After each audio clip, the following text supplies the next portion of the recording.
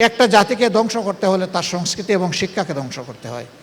এই জায়গাটাই তার হাত দিয়েছিল, উলটপালট করে ফেলেছিল। যা আমরা চাই না, যা আমাদের কাম্য নয়, যা মানুষকে মানুষ বানায় না, যা মানুষকে পশুর স্তরে নিয়ে যায়, সেই সংস্কৃতিই তারা আমাদের উপর চাপিয়ে দিয়েছিল। দেশীয় সংস্কৃতি সংসদ কর্তৃক আয়োজিত জুলাই চেতনাকে, আকাঙ্ক্ষাকে সামনে রেখে সাংস্কৃতিক এই অনুষ্ঠান আয়োজনের সম্মানিত সভাপতি, সম্মানিত কর্মকর্তাবৃন্দ, শিল্পীবৃন্দ, অভিভাবকবৃন্দ, সুধীমণ্ডলী এবং মিডিয়ার বন্ধুগণ, জুলাই বাংলাদেশে 54 বছরে একবারই হয়েছে।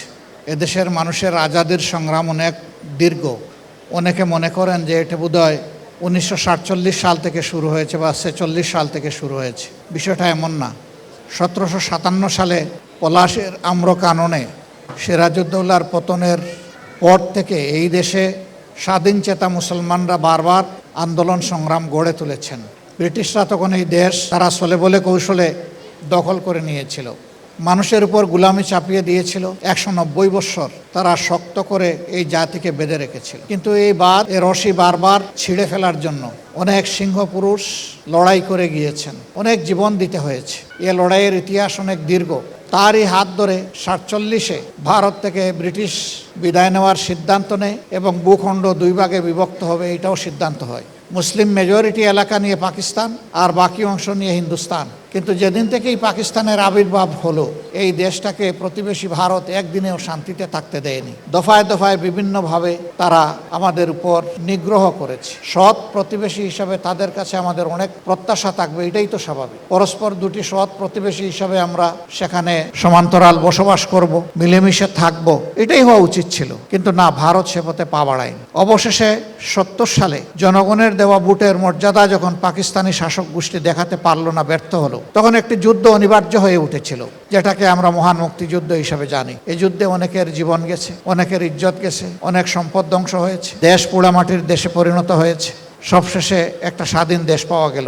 মানুষের প্রত্যাশা ছিল, ভাষা এবং ভৌগোলিক ভিন্নতার কারণে পশ্চিম পাকিস্তানের শাসক গোষ্ঠী পূর্ব পাকিস্তানের মানুষের সাথে সম্মানজনক ইনসাফপূর্ণ আচরণ করে নাই। এবার তো আমরাই আমাদেরকে শাসন করব। এবং আওয়ামী লীগের নেতা জাতিকে অনেক সোনালী কাব্য শুনিয়েছিলেন, দেশকে সোনার রূপা দিয়ে ভাসিয়ে দিবেন, শান্তির স্বর্গরাজ্যে পরিণত হবে, বিচারের জন্য কাউকে আর রাস্তায় রাস্তায় ঘুরতে হবে না, কাউকে আর বেকার থাকতে হবে না, এই দেশ আবার সেই স্বাস্থ্যহার আমলের দেশে চলে যাবে। কিন্তু হলো তার ঠিক উল্টাটাই। এক গোষ্ঠী চোর সৃষ্টি হলো। এরা রিলিফ চুরি করে, কম্বল চুরি করে, মানুষের সম্পদ চুরি করে, ব্যাংক ডাকাতি করে, এবং ব্যাংক ডাকাতি করতে গিয়ে সর্বোচ্চ নেতার ছেলেও জড়াইয়া পড়ল। মানুষ যাবে কোথায়? তখন মুখ ফুটে কথা বলার অধিকার কেড়ে নেওয়া হয়েছিল। গণমাধ্যমের স্বাধীনতা সম্পূর্ণভাবে হরণ করা হয়েছিল। 4টা মাত্র মাধ্যম পত্রিকা রেখে সবগুলা বন্ধ করে দেওয়া হয়েছিল। আর এই 4টাকে রাষ্ট্রের নিয়ন্ত্রণে নিয়ে যাওয়া হলো। কাজেই মানুষ আর নিজের কথাটি, বুবা কান্নাটি জগৎবাসীকে আর শোনাতে পারলো না, ব্যর্থ হয়ে গেল। এইভাবে দেশকে একটা গুরুস্থানে পরিণত করা হয়েছিল। চতুর্দিকে মানুষের লাশের মিছিল। একটা স্বাধীন দেশে এটি তো কাম্য ছিল না। ঢাকার রাস্তাঘাটে, ফুটপাতে, বিভিন্ন জায়গায় আনক্লেম লাশ পড়ে আছে, পরিত্যক্ত, তার কোনো অভিভাবক নেই। মশা মাছি ভনভন করছে, আকাশের পাখি নিচে নেমে ঠুকর মেরে মানুষের মাংস। এই ছিল সেই দিনের দৃশ্য। পেটের ক্ষুধা নিবারণ করতে গিয়ে মানুষ হাঁসফাঁস করছিল। অনেকে নিজের লজ্জাটুকু নিবারণও ভালোভাবে করতে পারে নাই। রংপুরের বাসন্তীর ইতিহাস এখান থেকেই তৈরি হয়েছিল। জাল দিয়ে, গাছের পাতা দিয়ে নিজের যুবতী মেয়েটি নিজের লজ্জা নিবারণ করেছিল। এটি ছিল একটি জাতীয় লজ্জা, একটা ব্যর্থ জাতির উপাখ্যান, দলিল, কবিতা, যা মানুষের হৃদয়কে ভেঙে দিয়েছিল। এক নেতার এক দেশ গড়ে তোলা হয়েছিল। ওই নেতার ইঙ্গিতেই যেন মনে হতো বাংলাদেশের সূর্য উঠে এবং ডুবে। কিন্তু ক্ষমতা আল্লাহ ছাড়া কারোই চিরস্থায়ী নয়। শুধু আল্লাহ তাআলাই তার ক্ষমতায় চিরস্থায়ী, বাকি সবাই অস্থায়ী। আসবে, যাবে, কৃতকর্মের ফল ভোগ করবে, ভালো হলে ভালো, মন্দ হলে মন্দ। শেষ পর্যন্ত প্রায় সপরিবারেই কৃতকর্মের ফল ভোগ করে দুনিয়া থেকে তিনি বিদায় নিলেন। সাময়িক কিছু প্রশান্তি আসলেও এটা দীর্ঘস্থায়ী হলো না। বারবার বাংলাদেশ পথ হারিয়েছে। মানুষের আকাঙ্ক্ষা অনুযায়ী দেশ পরিচালিত হয়নি। যারাই শাসক হয়েছে তারাই শোষক হয়ে উঠেছে। যারাই শাসক হয়েছে অল্প কিছু ব্যতিক্রম ছাড়া তারাই জালিমের ভূমিকা অবতীর্ণ হয়েছে। এবং শেষ পর্যন্ত এই জুলুমতন্ত্রের কবলে পড়েছিল বাংলাদেশ সুদীর্ঘ 15.5 বছরের জন্য, 2009 সাল থেকে 2024 সালের 5ই আগস্ট পর্যন্ত। এই দীর্ঘ সময় একটি ফ্যাসিবাদী শাসন আমাদের ঘাড়ে বসেছে। তারা দেশের সম্পদ চুরি লুণ্ঠন করে বিদেশে পাচার করেছিল। তারা তাদের প্রতিপক্ষকে হত্যা করেছিল, গুম করে আয়নাগরে পাঠিয়েছিল, অনেকের পরিবার তাদের লাশ পেয়েছে, অনেকে লাশও ফেরত পায়নি। আজও অনেকে জানে না তাদের আপনজন প্রিয়জন বেঁচে আছেন কিনা। আজও অনেকে বালিশ চেপে ডুকরে ডুকরে কাঁদে আর আল্লাহর কাছে বলে, আল্লাহ আমি কি জীবিত কিংবা মৃত, আমার আপনজনের লাশটা মুখটা একবার দেখতে পাবো। এর কোনো উত্তর নেই আমাদের কাছে। শিশু থেকে বৃদ্ধ, নারী থেকে পুরুষ, কাউকেই তারা রেহাই দেয়নি। সকল পেশার, সকল মত এবং পথের মানুষই ছিল সেদিন অসহায়। তারা দম্ভ করে, গর্ব করে, জাতিকে উপহাস করে অনেক কিছু বলতেন, কিন্তু শেষ পর্যন্ত আল্লাহর ফয়সালাই বাস্তবায়িত হয়েছে। তুতিল মুলকা মান তাশা ওয়া তানজিউল মুলকা মিম্মান তাশা। এই পুরা সময়টা জুড়ে জাতীয় অস্তিত্বকে হরণ করে দেওয়া হয়েছিল। একটা জাতিকে ধ্বংস করতে হলে তার সংস্কৃতি এবং শিক্ষাকে ধ্বংস করতে হয়। এই জায়গাটাই তার হাত দিয়েছিল, উলটপালট করে ফেলেছিল। একটা জাতির উপর সবচেয়ে বড় আগ্রাসন হচ্ছে তার কালচারাল হেজিমনি বা আগ্রাসন, যা আমরা চাই না, যা আমাদের কাম্য নয়, যা মানুষকে মানুষ বানায় না, যা মানুষকে পশুর স্তরে নিয়ে যায়, সেই সংস্কৃতিই তারা আমাদের উপর চাপিয়ে দিয়েছিল। এই সব কিছুর বিরুদ্ধে একটা দ্রোহ, একটা বিস্ফোরণ ছিল 24শে জুলাই। পৃথিবীর ইতিহাসে কোনো ক্যালেন্ডারে কোনো মাস 32 দিনের নেই, সর্বোচ্চ 31 দিনের, কিন্তু বাংলাদেশে একটা মাস রচিত হয়েছে 36 দিনের, এবং এটি 24শে জুলাই।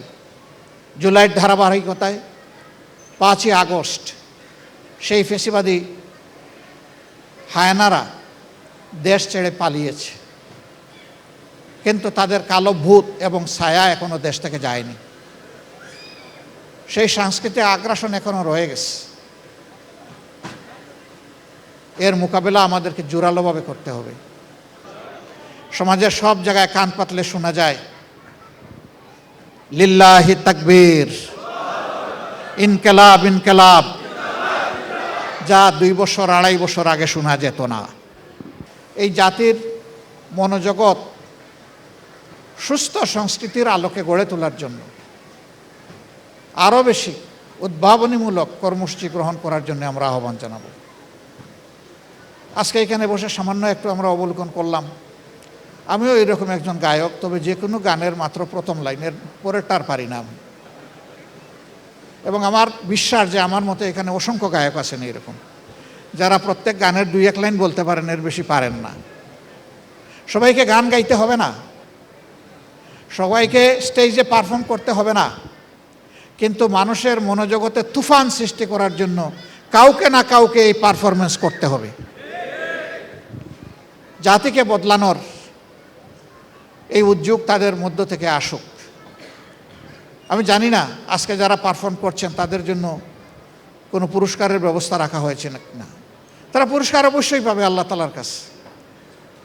সকল মানুষ তার ভালো কাজের জন্য একটা পাওনা পাবে। দুনিয়ায় উৎসাহিত করার জন্য তাদেরকে দেওয়া যায়, যদি ব্যবস্থা হয়ে থাকে ভালো, না হয়ে থাকলে এটা পোস্ট ফ্যাক্টও করা যেতে পারে। পরেও যারা ভালো পারফর্ম করবেন তাদেরকে আরও উৎসাহিত করার জন্য কিছু তারা করবেন, এটা আমি প্রত্যাশা রাখি। এখানে গার্জিয়ান যারা আছেন তারা ক্লেপ দিয়েছেন, এর মধ্যেই বোঝা যাচ্ছে যে সবাই চান যে আমাদের মেধার আরও বিকাশ হোক। হবে ইনশাল্লাহ, আজ হোক কাল হোক বাংলাদেশ বদলাবে ইনশাল্লাহ। সমাজের সব জায়গায় কান পাতলে শোনা যায় লিল্লাহি তাকবীর, ইনকিলাব ইনকিলাব, যা 2 বছর 2.5 বছর আগে শোনা যেত না। এ সমাজ বদলে যাচ্ছে, এই সমাজ বদলে যাবে ইনশাআল্লাহ। সেই বদলটা হোক আল্লাহ তাআলার সন্তোষের আলোকে, তাহলেই দেশে শান্তি নেমে আসবে। মানুষ মানুষ হিসাবে সম্মানের সাথে মাথা উঁচু করে পরিচয় দিবে, আমি একজন বাংলাদেশি। আমরা সেই গর্বের বাংলাদেশ সবাই মিলে গড়ব। জাতিকে আমরা বিভক্ত করতে চাই না। জাতিকে যারা বিভক্ত করতে চায় তারা জাতির দুশ্মন। আমরা সেই দুশ্মনে পরিণত হতে চাই না। আমাদের ভিন্ন মত থাকবে, ভিন্ন রাজনীতি থাকবে, কিন্তু জাতীয় স্বার্থের জায়গায় আমরা একটা জায়গায় দাঁড়িয়ে বলবো আমরা এক, আমরা ঐক্যবদ্ধ। যদি এই আওয়াজ আমরা মজবুত করতে পারি, 24শে ফ্যাসিবাদ এবং আধিপত্যবাদ সাময়িকভাবে বাংলাদেশ থেকে বিদায় নিয়েছে, এইটাকে চিরতরে বিদায়ের ব্যবস্থা করব ইনশাআল্লাহ। আমরা প্রিয় জাতিকে, দেশকে ভালোবাসি। এ দেশ আমাদের দেশ। প্রিয় দেশকে আমরা এগিয়ে নিয়ে যাব। প্রিয় দেশ এগিয়ে যাক। সকলের প্রত্যাশার বাংলাদেশ আগামীতে গোলাপ ফুলের মতো ফুটে উঠুক। আসসালামু আলাইকুম ওয়া রাহমাতুল্লাহি ওয়া বারাকাতুহু।